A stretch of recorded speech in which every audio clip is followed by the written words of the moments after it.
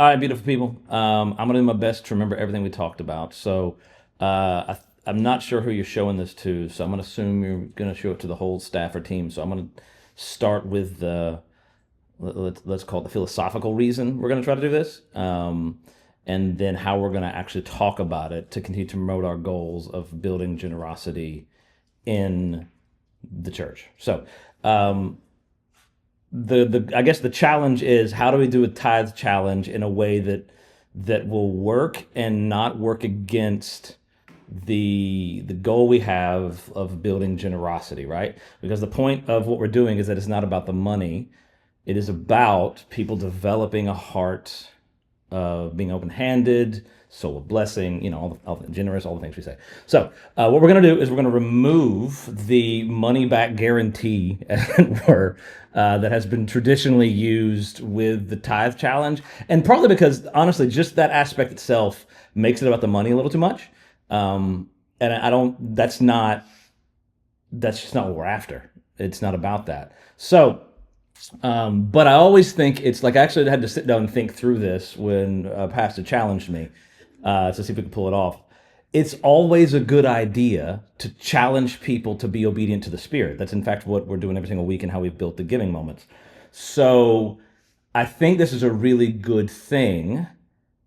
Here's how we're going to frame it, and here's why we're going to ask people to sign up for it. Okay, so we're going to frame it as though it's beyond just an invitation, an actual challenge, because of the spiritual warfare people are taking up when they decide to tithe. Right?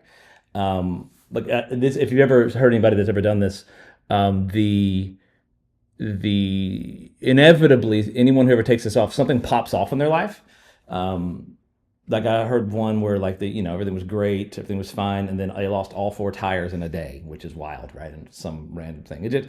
And the reason is because when you decide to follow the Lord in some area of your life, you come under attack of the enemy, and this is like the principality of our culture. And so when you decide you're going to follow the promises of God and bank on him actually doing what he said he's going to do, when we do that, the enemy will inevitably come after you. And so the challenge piece is being really honest up front. Guys, this, like, odds are some stuff's going to pop off on this, right? Odds are this is going to be hard. The enemy doesn't want you to take this step of generosity within your life. Like, I actually think like the 10% is a really interesting thing, because me and Pastor were talking about this earlier, where it's just enough to where we feel it every month, but it's not so much that it breaks us.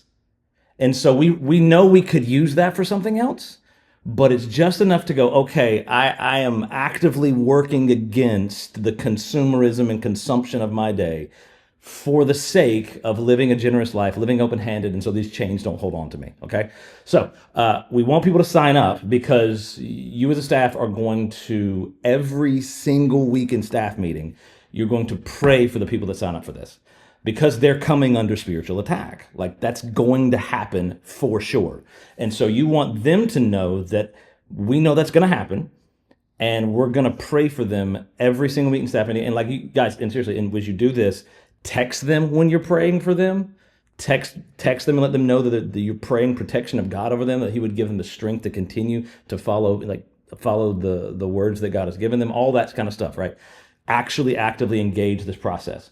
And then the second reason is we want to capture those stories. So here's the other thing we know and believe, is that you decide to follow God and his promises, he responds.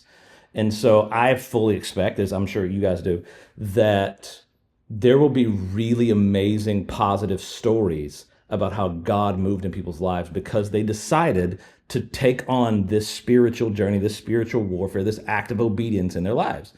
And so you want to capture those stories for everyone in the room who didn't take up the challenge.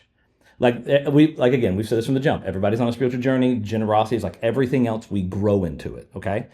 And so there are going to be people, so you're actually going to say this, there are going to be people in this room who are not going to take up this challenge, and that's okay. We are all on a journey. But for those that are, we want you to let us know, because we want to tell your story of triumph, of growth, of health, of everything God is doing in your life at the end of this challenge so that those who weren't ready yet can be encouraged to be obedient to what God is calling them to do. Okay? So that's how we're going to take it. We're going to throw out the weird money back guarantee thing. I think that honestly, I think that's probably, I think it was the device from like the Dave Ramsey era of things, that just it's just not helpful anymore because it makes it about the money, and this is not about the money. This is about people's heart and their growth into generosity. So I think that's all we talked about, Pastor. If I forgot something, please remind me. I'll put it in a message somewhere. But I hope this is helpful for getting what we talked about and getting the framing of how we're going to take on the tithe challenge within the church. So love y'all. See you later.